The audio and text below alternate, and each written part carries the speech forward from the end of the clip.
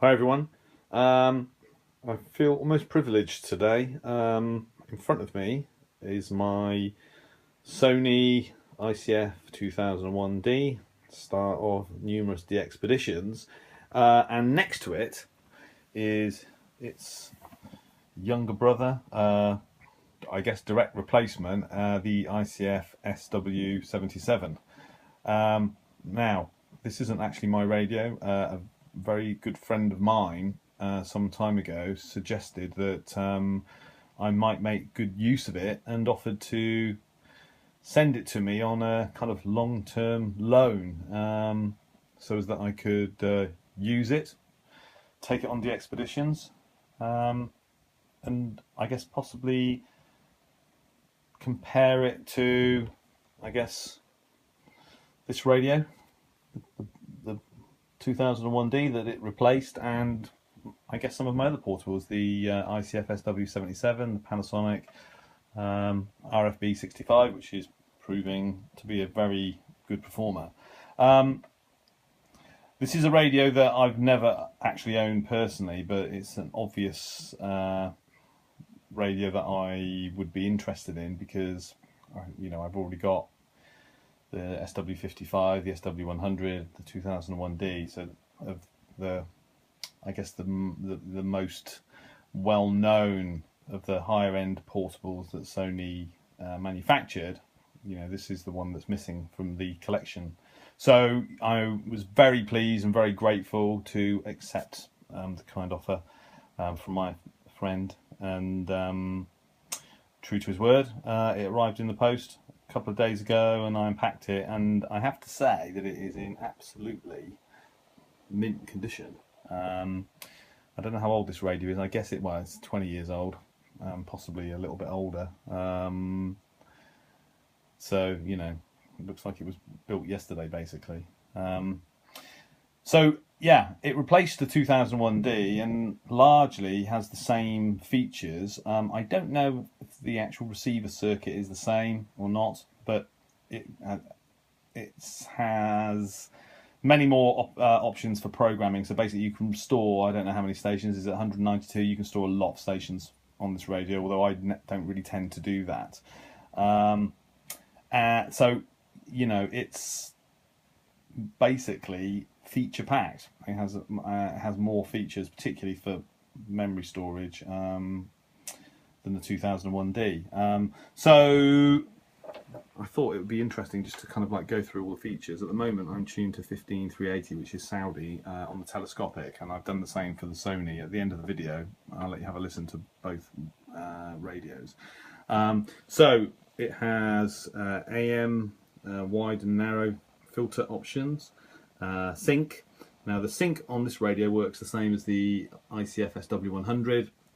Hit the button and you get the upper sideband lock. Hit it again and you get lower, and then it will lock. With the 2001D, if you hit the sync button, it will lock automatically, but if you want to choose between upper and lower, then you have to basically detune slightly, and then it will automatically lock on at that frequency. So if I want, at the moment I'm on 1380 and it's synced on the upper sideband, I'd have to tune down to 1379.9, but the ICF SW77 does it automatically in the same way as the SW100. SSB, of course. There's a backlight. The Sony vintage backlights weren't very good. This is better than the SW100 and the 2001, but it's not as good as the kind of modern Sangians and Texans. Direct frequency input, and then execute button, the same as the SW55 and the SW100. And then there's a tuning dial, effectively manual tune. It tunes up in kilohertz stats, but if you hit the AM fast slow button, then it will then tune up in 100 hertz increments, which is basically the same as the 2001D. You can lock it, so when you're traveling it won't accidentally switch itself on. There's a standby timer. and then it has this sort of page system where you can view multiple memory entries at the same time. It's a very nice looking receiver, slightly different form factor to the 2001D. It's slightly shorter but slightly taller. It has a time zone map on a kind of like closable lid, which is quite clever. So because what it is like a slide rule, so you can push this thing along depending on what time of the day it is in your local area, and it will then automatically tell you what the time is in the various time zones throughout the world, which is quite clever. I've not seen that before. LCD contrast, which I've turned up slightly, and then time set, and then it allows you at the push of a button to just check UTC. Reset button, I guess that's if the software confuses itself. And then on the side here, there's the usual attenuator, so there's DX, normal and local sensitivity. There's an external antenna for AM, there's tape remote and line out, headphone socket, main socket. I've got it plugged into the mains at the moment because I'm going to have to fish out some batteries.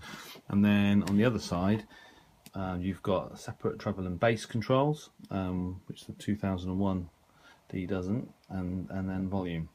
So that's slightly different. The 2001 basically has a ANRF gain and a tone control, so that's slightly different. What is interesting is that most of the controls are pretty flush, in the same way that the 2001 was designed. You know, you've got these sliders and push buttons with a short travel, switches and tuning dial that are all kind of recessed. They carried on the same kind of principle for the SW77. But you know, overall, yeah, it's a great looking radio in fantastic condition. And as I said, I feel quite privileged to have it in front of me. Well, to have both these radios in front of me, really, because these are two of the best performing portables ever made. I mean, I guess the Eaton E1 is probably the other, what you would now call, I guess, vintage radio. It's really out of those three. What comes close today? Well, PL 660 in terms of sensitivity, PL 880 in terms of sophistication, you know, but it's really these three that that are regarded as, you know, probably the three best portable radios that were ever made. So as I said, I'm tuned to Saudi 13380 on the telescopic, so it's a bit noisy in here. And what time is it? So it's well, 13:45 UTC nearly. So that's the reception from Saudi on the telescopic here. Lots of noise. And I think the reception and that's the reception on the 2001D. Both on a narrow filter and both with sync. So, I mean, this isn't really a test of anything other than what the audio sounds like. So, there you go.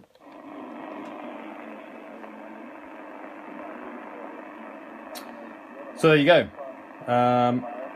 Very pleased to have received this radio. Looking forward to taking it out on DXpeditions. It'll be really interesting actually to compare it with the 2001D. I've been comparing the Sony with the Panasonic RF-B65, which is a fantastic little radio, much smaller than these two. You know, when you consider its form factor, I mean, sensitivity is on par with the 2001D, but because it doesn't have the narrow filtering options and it doesn't have sync, on a weak signal in a quiet part of the tropical band, it performs just as well as the Sony. But as soon as you introduce any co-channel or adjacent channel QRM, you know, you have to start detuning quite heavily, and you know, it doesn't really, it doesn't compare because it can't compete. These two radios, of course, are much more similar in terms of specification. I've read that the 2001D is still slightly better than than the SW77. I've also heard that the SW77 is actually as sensitive as the 2001D and actually performs slightly better. I've also read that you can't really put a cigarette paper between them. So, you know, it'll be really interesting to compare the two when I take them out on the expedition. So I will be taking both of these radios, and it'll be you know, something that I'm going to look forward to doing. And you know, I honestly don't know which of these is going to perform the best. Probably there'll be very little in it, I imagine. So, but you know, I love an experiment, and this is probably the best experiment that I'm going to conduct so far. So yeah, really looking forward to that. So there you go, Sony ICF-SW77. You know, the last really kind of like high-end portable. Can't wait to put it through its paces and see what it's capable of. So there you go. Thanks for watching.